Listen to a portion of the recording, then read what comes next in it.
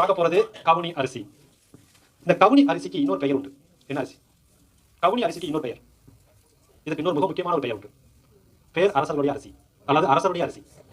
இல்ல, அது காலா நமக்கு. இந்த கவுனி அரிசியை பொறுத்தளவுல அரச பரம்பரையினர் மட்டும்தான் உண்ணக்கூடிய அரிசி. அரச பரம்பரையினர் தவிர வேற யாரும் இந்த அரிசியை விளைவிக்க கூடாது, சாப்பிடவும் கூடாது என்று கட்டளையாகவே பிறப்பிக்கப்பட்டு இந்த அரிசியை அந்த குடும்பத்தார்கள் மட்டும் விசேஷமாக பயிரிடப்பட்டு இந்த அரிசியை சாப்பிடுவாங்க.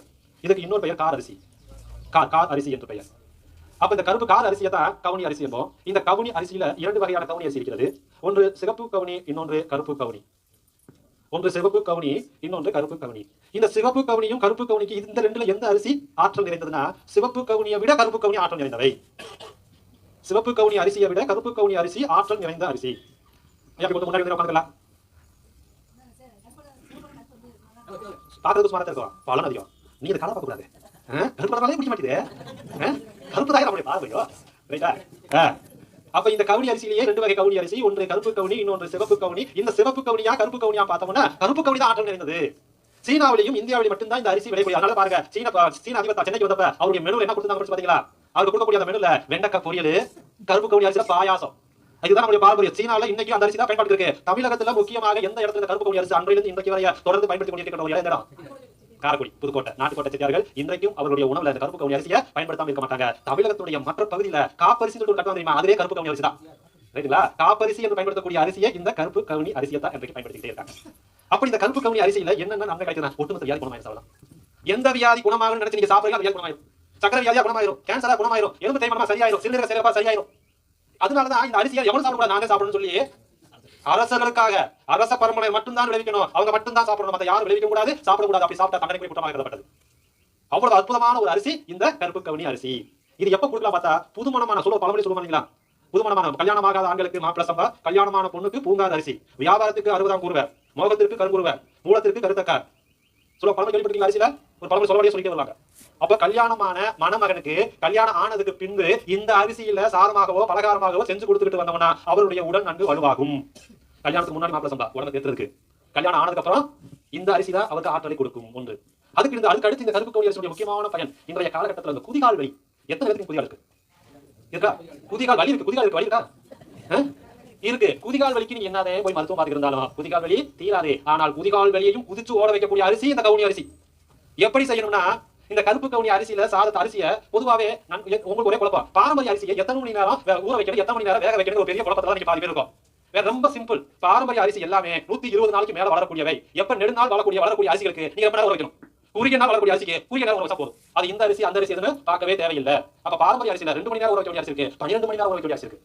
அப்ப இந்த கருப்பு கவுனி அரிசியை நீங்க சாதமாக செய்வதாக இருந்தால் 12 மணி நேரத்துக்கு முன்னாடி ஊற வைக்க வேண்டும். நம்ம ஆளுங்க என்ன செய்வாங்க, வழக்கமா ஒரு டம்ளர் எடுத்து போட்டு இந்த டிவி சீரியல் ஊற வச்சுட்டு அடுத்த சீரியல் எடுத்து கழுவி சாப்பிட்டு பார்த்துட்டு சாப்பாடு சரியில்லை, வேகல வேதவதியா இருக்கு, கேட்டா வேகல, இது எப்படி ஊற வைக்கணும் தெரியல, எப்படி சமைக்கணும் தெரியல, அப்ப எப்படி நல்லா இருக்கும் கேட்ட பாரம்பரிய அரிசி கழுவி கொடுப்பாங்க. அப்ப இந்த கருப்பு கவுனி அரிசியை 12 மணி நேரம் ஊற வைக்கணும். 8 அதாவது நீங்க குக்கர்ல சமைக்க கூடாது. அப்படி சமைப்பதாக இருந்தால் 8ல இருந்து 10 விசில் வரை விடணும். 3 விசில் ஊதுன உடனே என்ன அடக்கூடாது. நான் சொன்ன போன விசில் ஊதக்கூடாது. விசில் ஊதுனா என்ன நடக்கும்? என்ன சொல்லுது விசில் ஊதுறதுக்கு? இப்படி சாப்பிட்டா உங்க குடும்பம் நாசமா போகுது. என் குடும்பம் நாசமா போனா எனக்கு அது தலையடிச்சு அது தூக்கி இறக்கி வச்சு நம்ம சாப்பிட்டு நோயாளியா பாத்துருப்போம். அன்னைக்கு நம்ம சொன்னோம்ல சிரிச்சப்ப குக்கர் சாப்பாடு விஷ சொல்லிக்கிட்டே வந்த மேடையில யாரும் கேட்கல. போன மாசம் அப்போ சொல்றா குக்கர்னால தான் இன்னைக்கு எல்லா நோயும் உருவாகுது, குக்கர்ல சமைச்சு சாப்பிடாதீங்கன்னு சொன்ன உடனே எல்லா டீமும் பிளாஸ்டிக் இருக்கு. எல்லா டீமும் குக்கரை தவிர்க்கணும் சொல்லி போட்டு குக்கர் அப்போலோ மருத்துவம் தெரிவித்து விட்டார். புற்றுநோய்க்கு காரணம், சக்கரை நோய்க்கு காரணம் குக்கர் தான். எல்லா டீமும் பிளாஸ்டிக் சொல்லுது. அதுக்கு முன்னாடி நம்ம ஒவ்வொரு இதுலயும் நம்ம சொல்லிட்டே இருப்போம். யார் டிவி கேரளா பார்த்தானா நம்ம எல்லாரும் அவன் சொன்னா இருக்கிற இடத்துல எல்லாம் இருந்தா எல்லாமே சௌக்கியம். யாருக்கு என்ன இருக்கு அங்க நடக்கும். அப்ப குக்கர் ரசம் ஏன்னா இப்ப எல்லாம் மக்கள் விழிப்புணர்வு ஆயிட்டாங்க, அது நோய் கம்மியாயிட்டு வருது, வேற வழி எப்பயாவது சொல்லலாமேங்கிறக்காக சொன்னா. அதுக்கு இன்னொருப்பட்டா உங்களுக்கு பணம் இல்லையா, மருத்துவ சிகிச்சைக்கு பணம் இல்லையா, கவலை வேண்டாம், எங்களுக்கு நாங்க லோன் கொடுத்தோம். நாங்க என்ன செய்யறோம், பைனான்ஸ்ல உங்களுக்கு லோன் அரேஞ்ச் பண்ணி தரோம். ஆதார் கார்டு இருக்கிறதா ஒண்ணு ஆதார் கார்டு மட்டும் கொண்டு வந்து நீங்க லோன் அப்ளை பண்ணி வீட்டுக்காருக்கு சர்ஜரி பண்ணி பணம் போய் நீங்க அறுபது பேர் நான் பணம் வாங்கிட்டோம். இன்னைக்கு தான் நடந்துட்டு இருக்கு. அப்ப பணம் இல்லாம இருந்தா கூட நாங்க அறுவை சிகிச்சை பண்றதுக்கு ஏதோ மனசு வந்து இல்ல, அவன் பணத்தை வாங்கிட்டான். அப்ப இன்சூரன்ஸ் கார்டு லோன் வீட்டுல தருவான். போலத்தா சரி போய்க்கிறீங்க. அப்போ ஒரு மருத்துவத்தை இவ்வளவு சீரழிப்பது யார், அதை யோசிச்சு பார்க்கணும். அப்ப குக்கர்ல சமைக்காதீங்க, பாத்திரத்துல மண்சட்டியில் வேகுவதாக இருந்தால் குறைந்தபட்சம் ஒரு 40 இருந்து 50 நிமிஷம் வரைய இந்த அரிசி வெந்தாலே போதும். ஓகேங்களா? அப்ப இந்த அரிசியை வேக வச்சு இந்த அரிசியை தண்ணி அது எப்படி தண்ணி ஊத்துறதுன்னா 1 டம்ளர் அரிசிக்கு 6 டம்ளர் தண்ணீர், 1 டம்ளர் அரிசிக்கு 6 டம்ளர் தண்ணீர் ஊத்தி 12 மணி நேரம் ஊற வைத்து இந்த அரிசியில இந்த தண்ணியை ஊத்தி பானையில வேக வச்சு வடிக்கணும். எதுக்கு? குதிகால் வலிக்கு மருந்து சொல்றேன். கவுனி அரிசி மூலமாக குதிகால் வலியை தீர்ப்பதற்கு உண்டான மருந்து. அப்போ 1 டம்ளர் அரிசிக்கு 6 டம்ளர் தண்ணீரை ஊத்தி மண்பானையில வேக வச்சு அதை வடிச்சு அந்த கஞ்சியை தினந்தோறும் வடிச்ச கஞ்சியை சாதத்தையும் சாப்பிடணும், வடிச்ச கஞ்சியை மட்டும் தினந்தோறும் குடிச்சிட்டு வந்தா எப்பேற்பட்ட குதிகால் வலியும் தீரும். செய்யலாம்ல? அரிசி வாங்கணும் ஃபர்ஸ்ட். அரிசி வாங்கி செய்யணும். அப்ப குதிகால் வெளியை தீர்க்கக்கூடியது கருப்பு கவுனி அரிசி. 80 160 போய் சொல்லாதீங்க. நீங்க நம்பர் போட்டீங்களா? எங்க கோயம்புத்தூர்ல 80 ரூபாய் அரை கிலோ, 1 கிலோ 160 ரூபாய். இங்க எப்படி தெரியாது கோச்சுக்காதீங்க. ரைட். எங்க கோயம்புத்தூர்ல 160 ரூபாய். ஒவ்வொரு ஊருக்கும் மாறும். அடுத்து முடி வளர்ச்சியை அதிகரிக்க வேண்டுமா? இதை சொன்னா வாங்குவாங்க. இதை சொன்னா ஐயோ கரெக்டா எவ்வளவு செலவான தயார் சார். இதை வந்து கூட அமேசான் காட்டி விளைவிக்கப்பட்ட கருவ மட்டில கொண்டு வந்து முடி வளராது. எவனுக்காவது கருவ மட்டி வாங்கி கொண்டு வந்திருக்கா? பார்த்தா எல்லாம் யூடியூப்ல கமெண்ட் க்ளோஸ் பண்ணிட்டாங்க. வேற வந்துச்சு. இப்ப அமேசான் காட்டி வளரவே வரது இல்ல. எடுத்தாச்சு எல்லாத்தையும் ஆதாச்சு. எல்லா தலையில ஆச்சு எல்லாம் போட்டு முடி வளர கேள்வி ஆரம்பிச்சான். அப்ப அதே மாதிரி கொண்டு வந்துட்டான். அப்ப முடி வளர முடியாது. எவனால முடியாது. இது மட்டும் போய் உட்கார்ந்து அமேசான் காட்டில தனியா வந்துட்டாங்க. அதே நமக்கு ஒரு கூட்டம். அப்ப முடி வளர்ச்சியை அதிகரிக்கக்கூடிய அரிசி இந்த கவுனி அரிசி தான். கண் சார்ந்த குறைபாட்டை போக்கக்கூடிய அரிசி இந்த கவுனி அரிசி தான். அது கிட்ட பார்வை, தூர பார்வை, கண் அழுத்தம், கண் குளுக்கோமா, கண் எரிச்சல், கண் நீர் வடிதல், கண் சிவப்பாகுதல், ஒளி கூச்சம் எப்படி வேணாலும் இருக்கட்டும். கண் சார்ந்த குறைபாடுகளையும் தீர்க்கக்கூடிய அரிசி இந்த கவுனி அரிசி. ஓகேங்களா? அதை விட முக்கியம் சக்கரை வியாதி. இன்னைக்கு அதுதான் நம்ம இந்தியாவிலேயே தலை சிறந்த ஒரு நோய். இன்னைக்கு வந்து அதை வச்சுக்கிட்டு சக்கரை நோயாளியை குணப்படுத்துறதுக்கு ஓடி சொன்னாங்க. யாரு குணப்படுத்துறேன்? அது நாடி வரவங்க முடிவு வச்சு. அப்ப சக்கரை வியாதியை குணப்படுத்துவதற்கு இங்க கட்டுப்படுத்துவதற்கு கிடையாது.